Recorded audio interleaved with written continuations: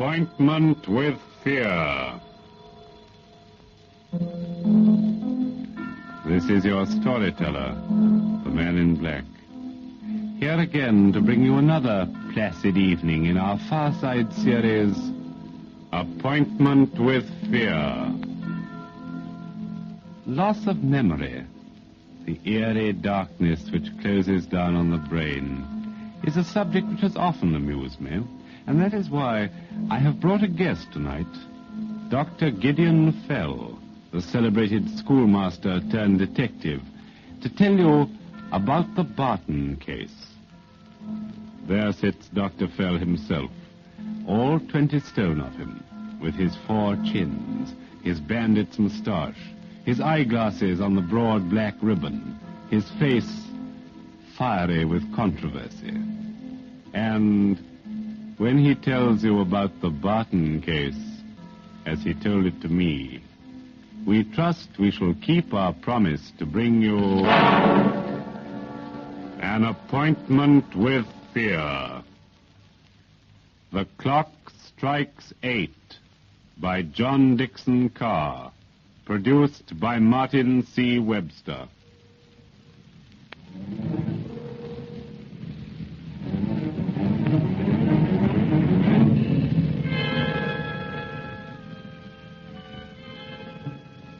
The Barton case, sir, was a grim business. I saw the last night of it. I saw what the human soul can endure without quite going mad, and I have no wish to see its like again. For I ask you to imagine yourself in the position of that girl, Helen Barton. Suppose, just suppose, that you wake up suddenly in the middle of the night. You wake up as though from a nightmare, with a feeling you've been asleep a very long time. The room is cold and nearly dark, with the faint glimmer of a fire almost out. Slowly, very slowly, you begin to realize it's a room you've never seen before. That fact, above all, strikes at you through a mist of fear. There's a queer atmosphere, like old stone and disinfectant, and no sound at all in that dim room, except...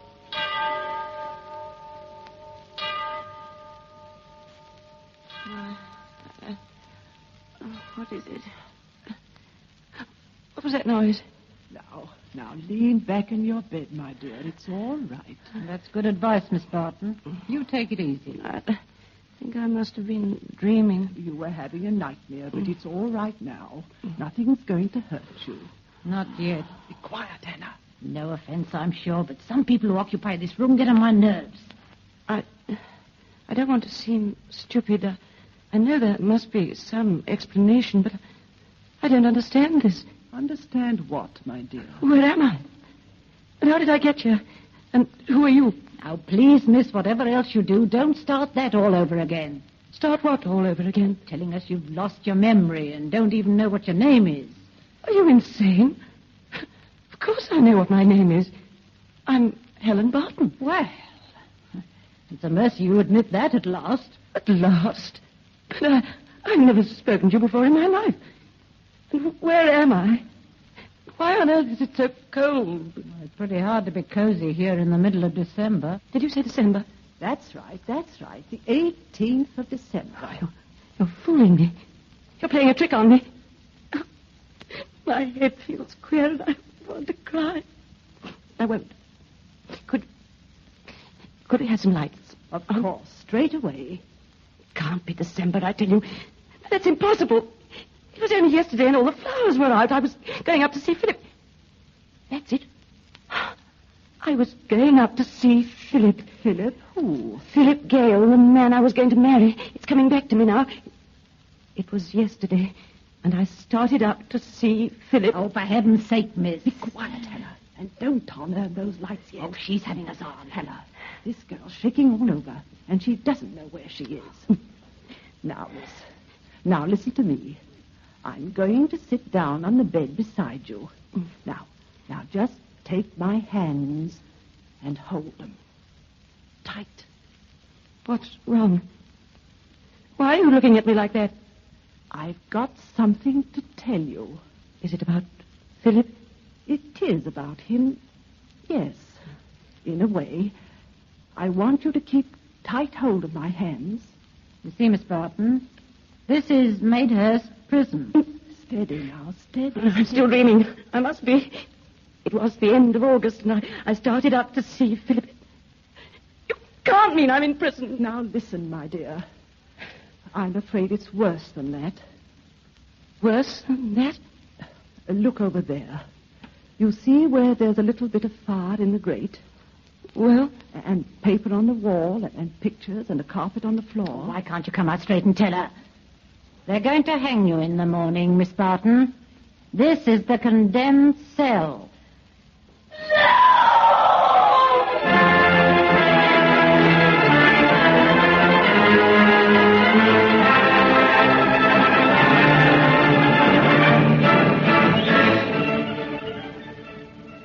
With sudden shock, the prison clock smote on the shivering air.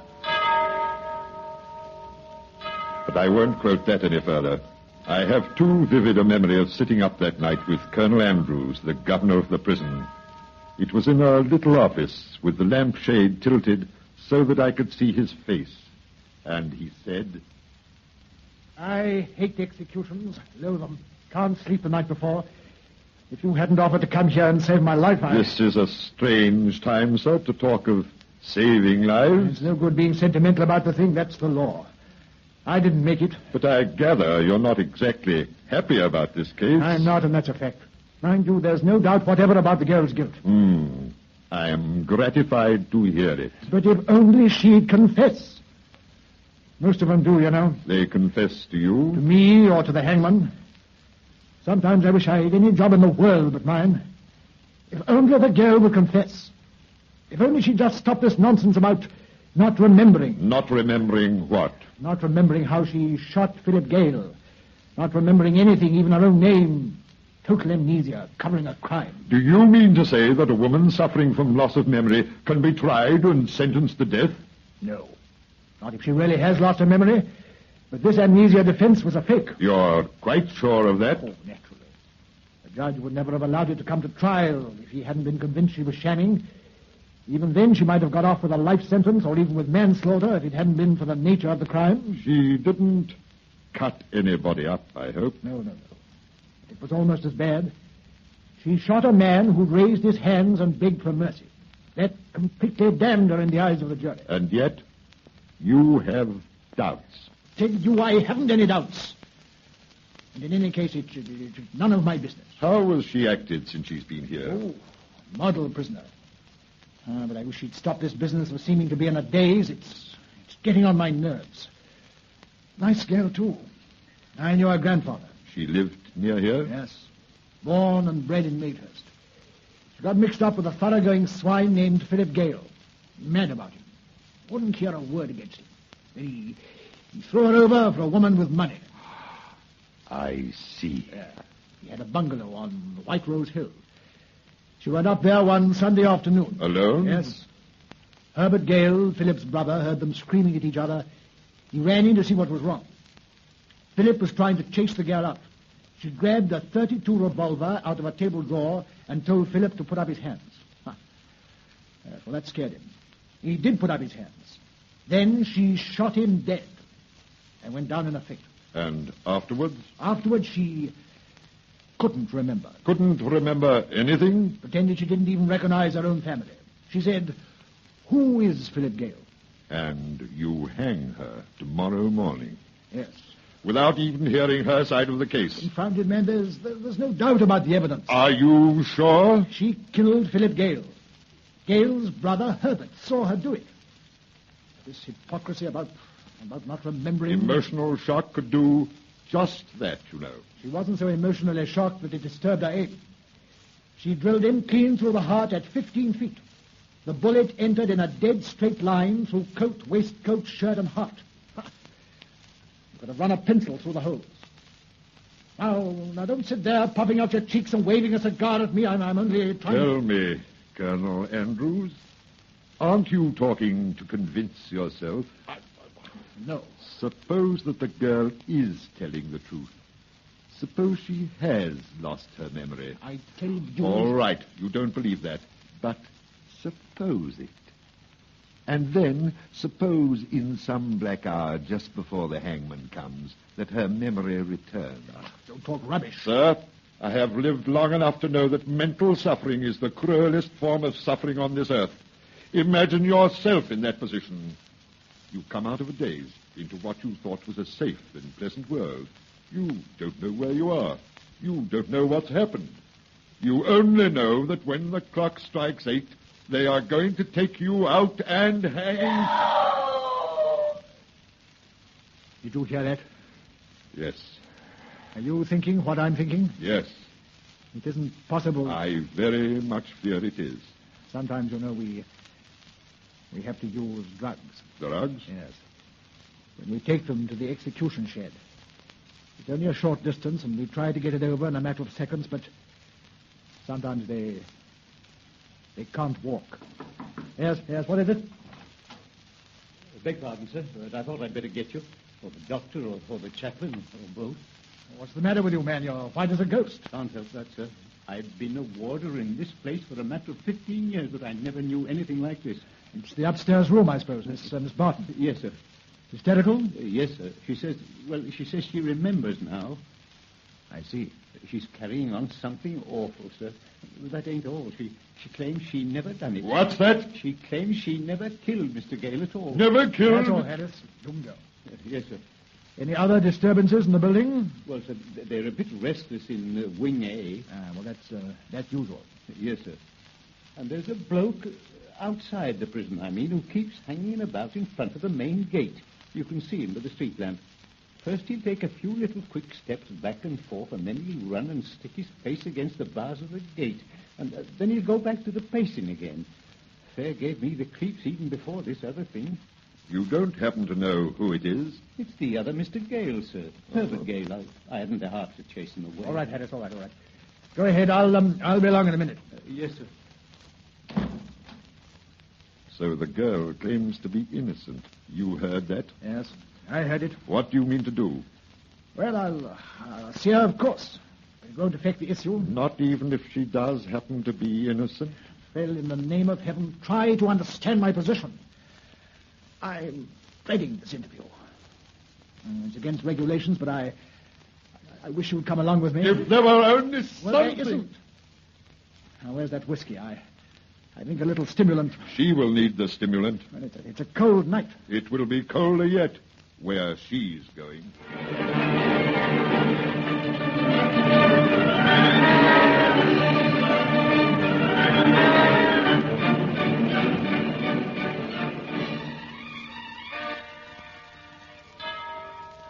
But I didn't do it, I tell you. I didn't do Quiet, it. miss, quiet. It's all right, my dear. It's all right. The governor and the other gentlemen, they believe you did Oh, no, they don't. You needn't try to fool me. Look at them over there in the corner whispering. Phil, she's lying. I heard that. You said, Fell, she's lying. But I'm not lying. I'm not. Miss Barton, you've got to pull yourself together. Please listen to me. When I first woke up, I didn't even remember Philip was dead. Then it came back to me. Yes? I remember standing outside Philip's bungalow on a hot day with the sun in my eyes. I heard a shot inside the bungalow. I ran into the living room and found Philip lying on the floor by the couch with his mouth open and blood on his chest. That's all I do remember. Something hit me. Something hit you? On the head, or that's what it seemed like. Please. The doctors found no injury at your head, you know. I tell you... One moment. Miss Barton, can you forgive the intrusion of an old buffer who sincerely wants to help you? Oh, I'm sorry, Dr. Bell. I'll try to be sensible. Now tell me, when you arrived at the bungalow, Philip Gale was already dead? Yes. You didn't go up there to quarrel with him? No. And why should I have killed him anyway? I only went to tell him I was through, finished, fed up with him. Oh, what's the use? They haven't told you, then, that there's a witness who claims to have seen you shoot Gale? A witness? Who? Herbert Gale. But But that's a lie. You didn't take a .32 revolver out of the table drawer? Oh, it's the first time I've even heard of any revolver. Please believe that. You didn't order Philip to put up his hands, and then when he did put up his hands... High above his head? You didn't shoot him from a distance of about 15 feet? No. Your fingerprints were on the revolver. You were still holding it in your hand when Herbert brought a policeman. It looks as though you've got me, doesn't it? I'm afraid it does. Just who is this brother, this Herbert Gale? He's the good member of the family. Now then, my dear, now then. I can't help it. Steady. Herbert is the good boy, where Philip was the bad one. Younger than Philip, horribly respectable. Pillar of the church, never smokes or drinks. Has to work hard because Philip inherited what money they had. Oh, let me laugh. You don't know how funny it is. Herbert's word certainly carries weight. It's carried weight against me, hasn't it? Why should he want to get me hanged? Why should he tell such a complete bag of lies? Yes, I wonder why. Every second I imagine I'm going to wake up and find myself back in that living room again, looking at Philip's body, just standing and staring at it and feeling sick. And of all things to think of at a time like that, wondering why he was wearing a waistcoat on such a hot day. Hawkins of Athens, what an idiot I've been. What a turnip. What a thundering dunce. Lower your voice. The murdered man was wearing a waistcoat. You told me so yourself. Well, what if I did? The murdered man was wearing a waistcoat on a hot day. Grasp that beautiful fact, my friend. Keep it in splendor before you. 3 hours of sheer nightmare, and all because I never thought of the waistcoat. Let me ask you just one thing. What happened to the court exhibits in the Gale case? As a matter of fact, we've still got them. The case was tried and Madehurst decided. You've still got them? Certainly, but what good can they do now? Sir, let me shake your hand. Let me slap you on the back. Just a minute, my friend. Stop a bit. Quiet. I beg your pardon. Have you forgotten where we are? No. Let's face facts. The prisoner has been told that there's, well, no hope. Please. I'm sorry, but Please. there it is. Please, you can't. The cruelest thing you could do now would be to raise hopes that I can't fulfill. You understand that? I understand it only too well. This can't be pleasant for any of us. There's nothing in the evidence that justifies any change of plan. Except, of course, that the girl isn't guilty. Can you prove that? To my own satisfaction, yes. I'm afraid that's not good enough. Suppose I proved it to you. Conclusively, mind. Out of evidence you gave me yourself, what would you do? Are you bluffing? No, speak up, man. What would you do? That's easy. Phone the Home Secretary and ask for a stay of execution. There's a private line from my office to his country house. But I warn you... Dr. Bell, is there any hope for me? Is there any hope for I warn you, Phil, they won't accept fancy theories. They'll only accept facts. Tell me, Miss Barton, how tall is the estimable Mr. Herbert Gale? How tall? Yes. Is he anything like the same height as his brother, Philip? They're about the same height, 5'10", but I don't see... If I remember correctly, one of the warders told us that Herbert Gale has been hanging about the front gate all night. I should very much like to speak with him. Colonel Andrews, will you send someone out and ask him to come into your office? I can't do that. Why not? It's against regulations. You'd have to get a special pass. Then write to him. Curse it all, can't you get it through your correct military head that an innocent person is going to swing in less than 2 hours? Well, I don't know what you're trying to do, but can you do it? My dear, I can't But tell. you are going to try. I'm going downstairs now. Maybe in a very short time, a certain gentleman will be entering this institution without any need of a pass. But don't hope for anything, my dear. Don't hope for anything.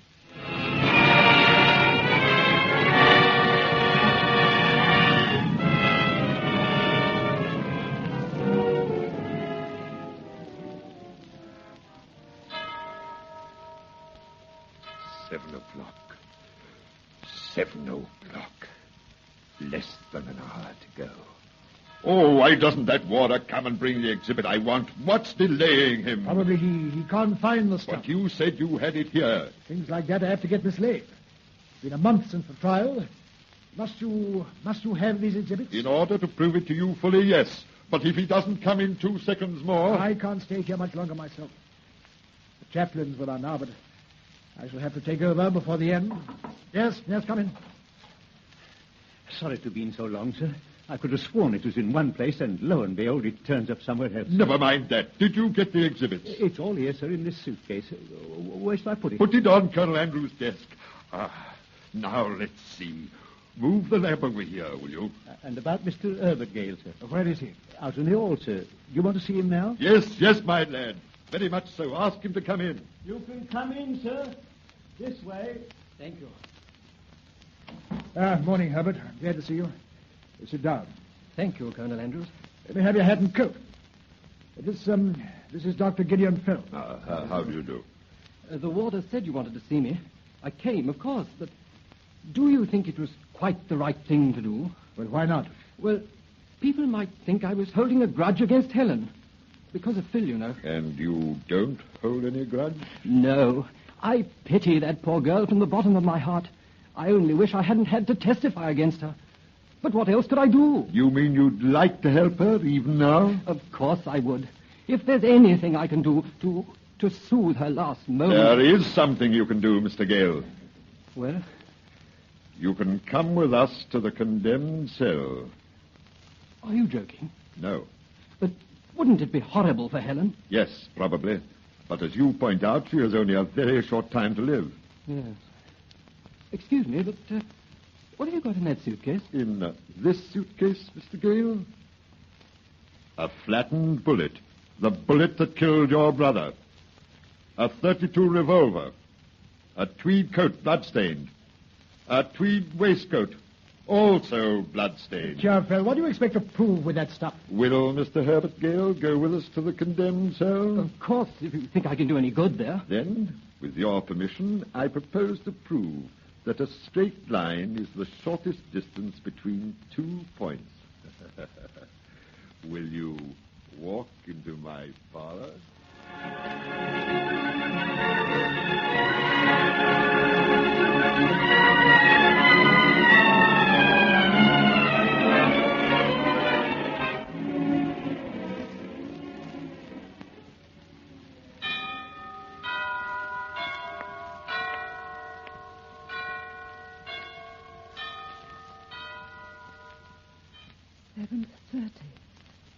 Half an hour to go. Easy, my dear. Easy. Easy. They're not coming already, look. Herbert Gale. I'm very sorry for you, Helen. Please believe that. Thank you. I shouldn't have intruded at this painful time. Believe me, Helen. But Dr. Fell and the Colonel here made me come to see you. You mean you come to confess? Confess? What should I confess? You didn't see me shoot Phil. You know you didn't. I'm sorry, Helen. I pity you, and I bear you no malice even now. But you did shoot poor old Phil. You shot him in cold blood after you'd asked him to put up his hands. How high did he put up his hands? I beg your pardon? I said, how high did he put up his hands? Look here, you're only upsetting poor Helen. Is there any purpose in going over all this in the last few minutes before the hangman... Please. We might even illustrate what happened with a little experiment. I have here in this suitcase a blood-stained tweed coat and a blood-stained waistcoat. You see them, Mr. Gale? I see them, yes. I should like you to take off your own coat and waistcoat. I should then like you to put on this coat and this waistcoat. I do no such thing. Why not? Haven't you tortured poor Helen enough? Colonel Andrews, I appeal to you. I don't see what the game is, but where's the harm in it? Helen's feelings. Never mind my feelings, Herbert. And I've only got a few minutes left. Put on the coat and waistcoat. You hear a condemned person's last request, Mr. Gale. Will you do it? Yes, if you insist. I still don't see what this is all about. If something isn't done very soon... Colonel Andrews, sir? Yes, Harris? I thought I'd better tell you, sir, that the chaplain's here and the witnesses are ready and the other person, too. You mean the hangman, don't you? You mean My the... dear, easy. He's got to come and bind her hands, sir. It's 5 minutes to 8. Sorry, Phil, but this has got to stop. I must ask you to clear out of here immediately while we... For God's sake, man, wait. I can prove it now. You can prove what? I can prove Mr. Herbert Gale lied when he sentenced this girl to death. You must be out of your mind. You can't do any such thing. Oh, yes, I can. Do you notice, all of you, that he's wearing the dead man's coat and waistcoat? All right. Suppose I am. What about it? You will imagine, Mr. Gale, with this powerful imagination of yours, that I am threatening you with a revolver. Now hold up your hands. What the devil are you gabbling Hold about? up your hands, sir, high above your head. I won't do it. Better do it, Herbert. You better do it. Do as I told you, man. I'm asking you now. That's it, Mr. Gale. Don't let your hands tremble when you raise them. Just lift your hand higher, higher still, while I'm threatening you with a revolver. Now look at his coat, everybody. Look at the coat. I refuse to Don't stand lower here. your hands, Mr. Gale, and the rest of you. Look at his coat. The coat, it rises when he lifts his hand. But of course it does. And the bullet hole in the coat, you notice, rises with it. But the waistcoat is buttoned close to the body. The waistcoat doesn't move. I think I begin to see. The bullet hole in the coat has risen at least 4 inches above the corresponding hole in the waistcoat. Yet, the bullet, you told me, penetrated in a dead straight line through coat, waistcoat, and shirt. Therefore, Philip Gale could not possibly have had his hands raised when he was shot. It's a damned lie. It was a damned lie, sir. You killed Philip Gale yourself. When Helen Barton walked into the middle of your crime, you knocked her out with a weapon that left no bruise and put the revolver into her hand. Then you discovered, as a gift from heaven, that she had lost her memory. You could tell any lying story you liked. But it's upset the apple cart now. The prosecution, the evidence, the verdict were all based on the evidence of the shooting of a man who had his hands raised.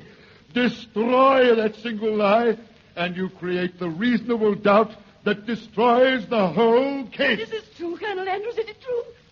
Can't you at least say something? Harris, Yes, sir? do you know the private telephone line in my office? Yes, sir?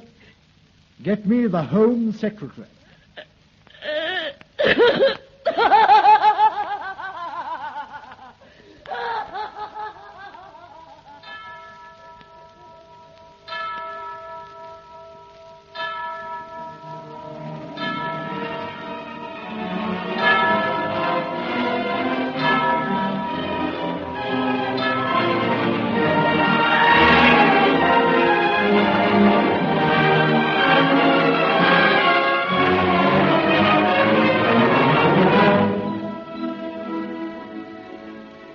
And so, with the end of the story, the clock strikes 8.